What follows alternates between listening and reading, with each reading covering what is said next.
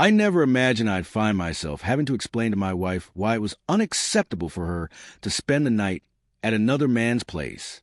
Yet there I stood, in our kitchen, staring at her like she'd just suggested I set fire to our home for fun.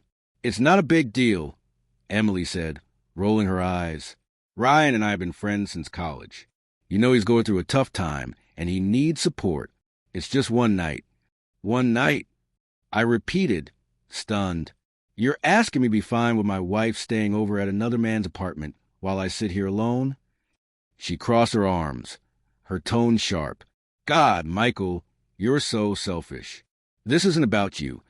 It's about me being there for a friend who's struggling." Her words landed like a slap. Selfish. That's what she called me for wanting the bare minimum of respect in our marriage. "Emily," I said, forcing myself to stay calm, "there are plenty of ways to support him without spending the night. Bring him here. Take him to dinner. Call him for hours if you want. But you don't cross that line." She scoffed. "You're being dramatic. Nothing's going to happen. You must think so little of me." I clenched my jaw. This isn't about trust.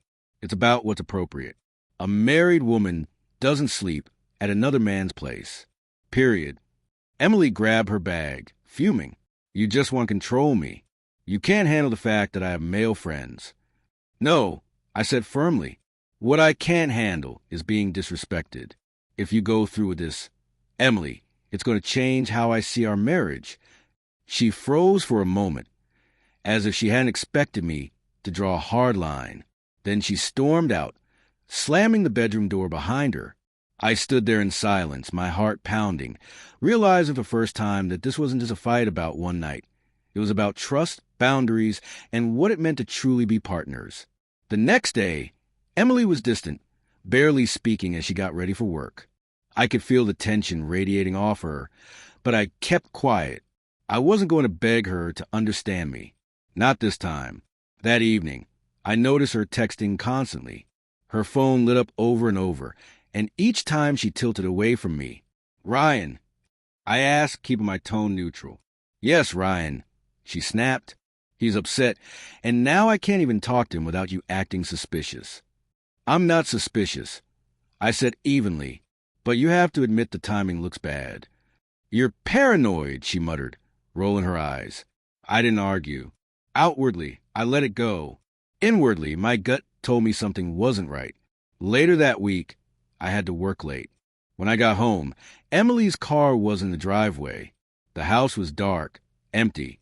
Something urged me to check the Find My Phone app we use when one of us misplaced a phone. Her location popped up on the map, and it wasn't anywhere near where she'd said she was going.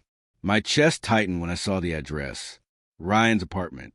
I sat down on the couch, staring at the glowing screen. She hadn't just gone to support him. She had lied. An hour later, the door opened.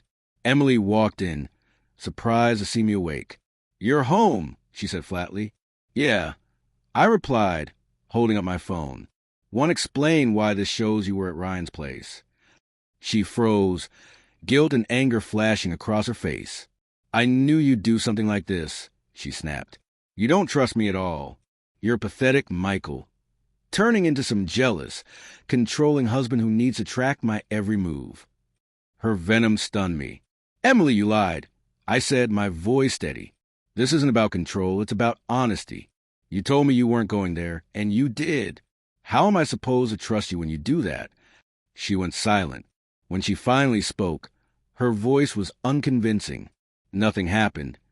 "Then why lie?" I asked quietly. "Why sneak around instead of just telling me the truth?" She had no answer. She dropped her bag on the counter and walked past me into the bedroom without another word. I sat there for a long time, my mind racing. This wasn't about a single night anymore. It was about respect. The next morning, I made a decision. I called her parents and asked them to come over that evening. Emily was furious when she found out. "Are you seriously dragging my parents into this? What is wrong with you?" "What's wrong," I said evenly, "is that I'm done having this conversation go in circles.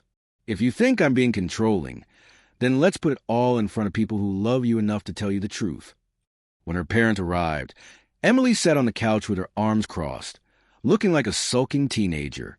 I calmly laid everything out, the sleepover request, the fight, the lie, and the late-night visit to Ryan's apartment.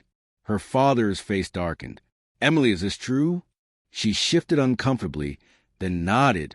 "Yes, but it's not what it looks like." Her mother cut her off. "Emily, married women don't spend the night at another man's house. Your husband isn't being controlling. He's asking for basic respect." Emily's cheeks flushed. For once, she had no comeback. I felt a strange calm settle over me. "I love you, Emily, but love without respect means nothing. If this marriage is going to last, boundaries have to be clear. No more lies. No more late-night visits to another man's apartment. If you can't agree to that, then maybe we're not on the same team anymore." The room went quiet. Emily's eyes shimmered, and for the first time, she seemed to really hear me. I didn't realize how far I'd pushed this," she admitted softly. Her parents exchanged a relieved glance. Maybe our marriage could be salvaged, but only if she chose to change. For the first time in weeks, I felt like I'd taken back control of my own life.